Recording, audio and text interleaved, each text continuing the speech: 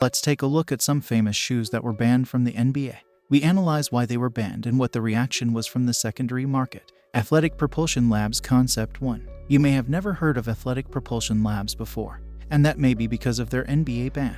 In 2010, identical twin brothers Adam and Ryan Goldston launched Athletic Propulsion Labs with the simple goal of changing the game of basketball. Their sneaker, the Concept 1, included a compression spring underneath the ball of the foot, increased the vertical leap of players by 3.5 inches. The NBA said it was too much of an advantage to give the players, so they outlawed the Concept 1. While these sneakers retail for $400, there is little resale value. The pairs aren't listed on StockX or GOAT, and eBay doesn't seem to have any either. It seems like after the NBA ban, Athletic Propulsion Labs went under a little bit. Jordan Melo M10. This sneaker is banned for less of an advantage reason, and more of a distraction reason. The chrome details on the heel of the Jordan M10 were deemed too distracting as the lights from the stadium would constantly reflect. It has been said that the sneakers were actually unsettling to watch in action, both in person and on television. To add to the list of issues with this sneaker, the NBA also deemed the chrome banned because it would be a potential hazard if it were to fall off. NBA players are constantly moving at extreme speeds, and we can only imagine the problems if there were flying pieces of metal during a game.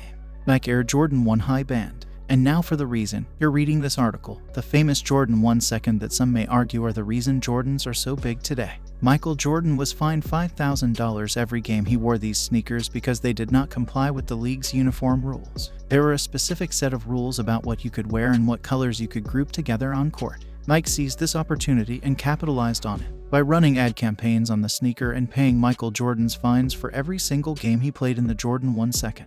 For all 82 games of the regular season, Jordan continued to wear the sneakers and was continued to be fined. Nike paid over $400,000 in total, but made that back hundreds of times over with the lengthened success of the Jordan brand.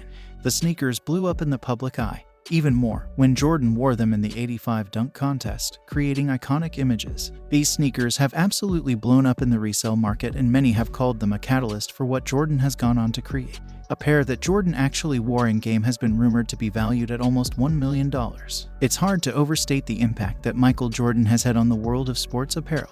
Not only did he almost single-handedly build one of the strongest brands in athletic wear, Nike, but he also created his own brand, Air Jordan and Jumpman. His Air Jordans became the most iconic sneaker of all time, spawning a legacy of shoes worn by countless athletes and fans worldwide. While now you can't watch an NBA game without seeing a pair of Air Jordans, there was a time when the league was less than receptive to the shoe. In fact, they even punished Jordan for wearing them. Here's the story of Air Jordans and why the NBA once saw the sneakers as an adversary. How Michael Jordan's Air Jordans were created. According to Marie Claire, Air Jordans were first created in 1984. That was the same year Jordan was drafted out of the University of North Carolina as the third pick in the draft. MJ drew plenty of attention from sneaker companies. While Nike is the most prominent brand in the current era, at the time Converse was the NBA's official sneaker. When Jordan met with Converse, they told him they couldn't elevate his brand over their existing clients such as Magic Johnson and Larry Bird. That led Jordan to rule them out. Jordan preferred Adidas, but they were unable to make a deal with him.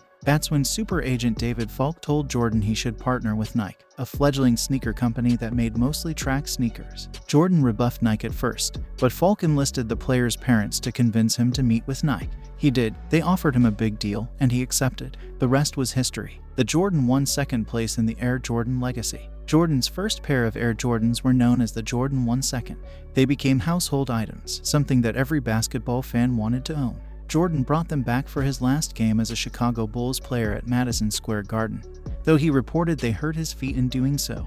It seems unthinkable to consider this now, but the NBA wasn't too keen on Jordan's personal branding strategy and shoe choice at first. According to CNN, the NBA initially banned the Jordan 1 second. Their explanation was that they didn't adhere to the NBA's sneaker guidelines that stated all sneakers must be mostly white and share the team's uniform colors. The league opted to fine Jordan $5,000 every game he wore them. In hindsight, the fine may not seem like a big deal to someone like Jordan.